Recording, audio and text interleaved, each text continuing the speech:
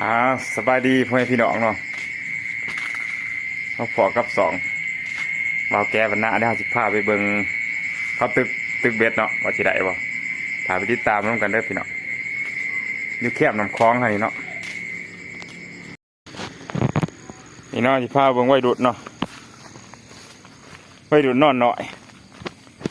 ไปเบิ่งผลงานเบิ่งว่าได้บ่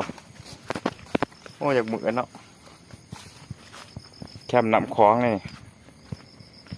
โอ้นี่ว่าบดจ้ะนี่แหละโอ้พี่เด็กแท้นี่นะโอ้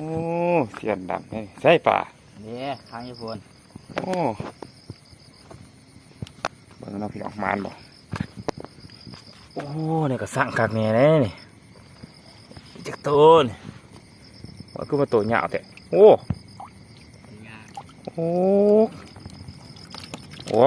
หมานของมันเนาะหมานของเพื่อนเด้อนี่คนน่ะ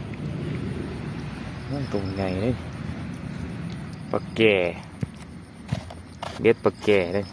มันจะใส่สวยอ๋อใส่บริงามเลยเนาะนะสีตัวมอมอเลยสดใหม่ๆเลยนี่